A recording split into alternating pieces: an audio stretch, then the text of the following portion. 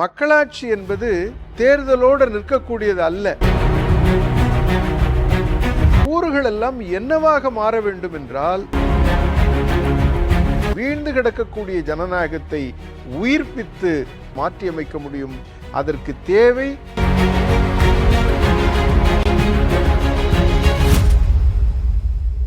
எது மக்களாட்சி? மக்களாட்சியை வரையறை செய்கின்ற பொழுது அது ஆரம்பிக்கின்ற இடம் விடுதலை தான். அந்த விடுதலைக்கு பல்வேறு விதமான விளக்கங்கள் உண்டு. ஆனால் அடிப்படையில் ஒரு சமூகம் ஆதிக்கத்திலிருந்து விடுபடுகிறது. அது தனக்கான ஒரு வாழ்வியலை கட்டமைக்கிறது, வாழ்வை கட்டமைக்கிறது, பொருளாதாரத்தை கட்டமைக்கிறது, ஆட்சியை கட்டமைக்கிறது, நிர்வாகத்தை கட்டமைக்கிறது.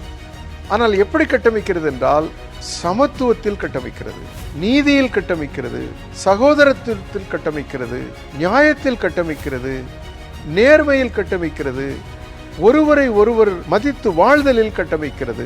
இவ்வளவு கூறுகள். சாதாரண மனிதனுடைய கேள்விக்கு பதில் சொல்லுதல், சாதாரண மனிதனுடைய கூக்குரலுக்கு காது கொடுத்து கேட்தல், கேட்பது மட்டுமல்ல அதற்கு பதிலளித்தல், இது போன்ற பல்வேறு கூறுகள் இருக்கிறது.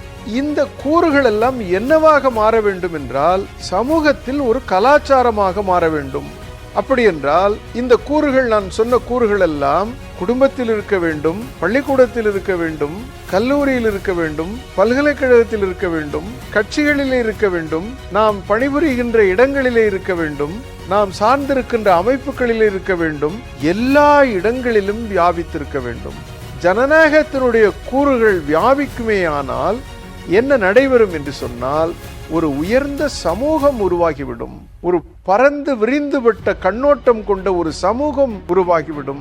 அந்த சமூகம் நற்சமுதாயமாக இருக்கும், உலகத்திற்கு வழிகாட்டும். அப்படி இன்றைக்கு உலகத்தில் ஒரு சமூகம் இருக்கிறதா என்று சொன்னால் மிக குறைவான நாடுகளில் இருக்கிறது.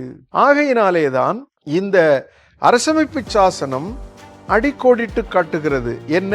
நீதி தருவதின் மூலமாக, மக்களாட்சியை உருவாக்குவதின் மூலமாக, குடியாட்சியை உருவாக்குவதின் மூலமாக இந்த நாட்டை உருவாக்குவோம், இந்த சமூகத்தை உருவாக்குவோம் என்று சொல்கிறது. அப்ப மக்களாட்சி என்பது தேர்தலோடு நிற்கக்கூடியது அல்ல. தேர்தலில் ஒரு ஆட்சி உருவாகிறது. அந்த தேர்தல் நியாயமாக நடத்தப்பட வேண்டும். அந்த தேர்தலில் நியாயமாக அனைவரும் பங்கேற்க வேண்டும். அப்படி பங்கேற்று உருவாகக்கூடிய ஆட்சி அந்த ஜனநாயகத்தில் இருக்கக்கூடிய அடிப்படை கூறுகளை நெறிமுறைகளாக ஆக்கி அதனுடைய செயல்பாடுகளில் அது நடைமுறைப்படுத்தி கொண்டே இருக்க வேண்டும்.